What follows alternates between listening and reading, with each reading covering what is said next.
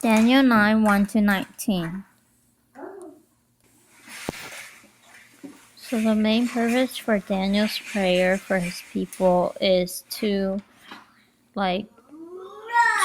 acknowledge God's righteousness in punishing them for their disobedience and asking God to listen to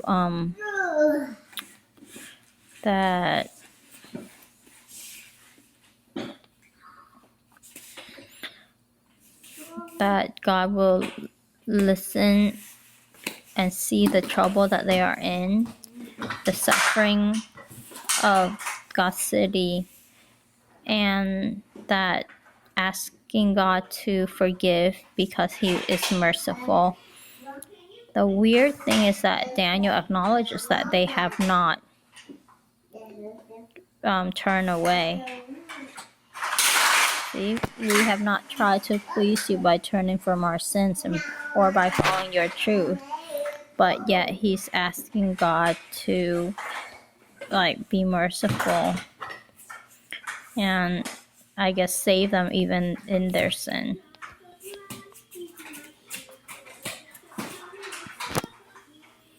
So some of the reason God allowed the people to endure suffering is that they have not listened to him. All Israel broke his law, refused to listen to God, sinned against him, and so he punished them.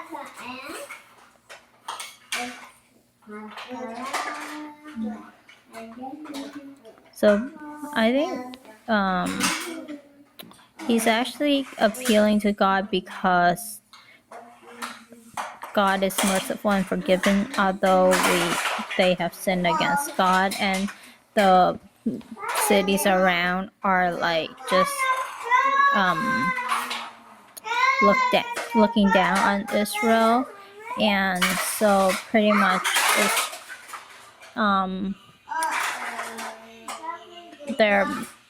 they're despising God's people, and it may imply that they despise God and say oh, these are God's people and look at them. And so maybe Daniel is appealing to God on that for God's glory and to and the sake of his name, for him to save. But I'm not sure about that.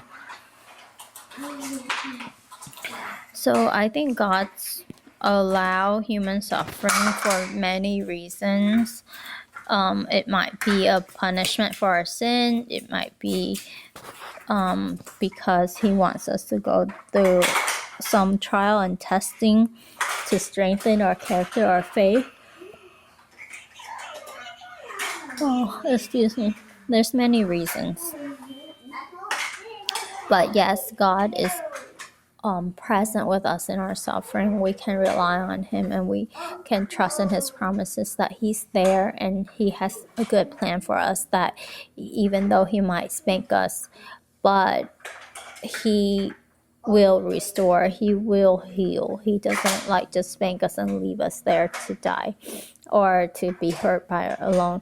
He's with us through those circumstances, and he knows. And so for those who believe in him, we can have those assurances and those promises and know that he has a good plan for us. And when we look back on it, we can see God's work and God's presence in our life as we go through it, and how he used it to build character. But again, I think that promise is only for the believer. For the unbeliever, God can still use it to reveal himself to them, but they don't trust in his promises. So I don't know if they will eventually see the goodness in it or not. I'm not sure about them. So God's grace, I think displayed in the Bible, that there are many times where God's grace it's put in a higher priority than his punishment.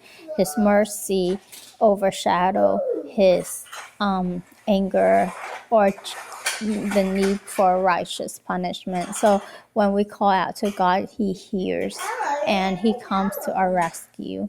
And that's what God did for Israel many, many times through the Old Testament. And I think He is ready and willing to rescue us when we call out to Him.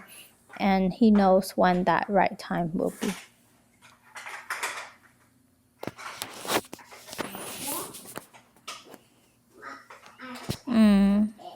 Amen.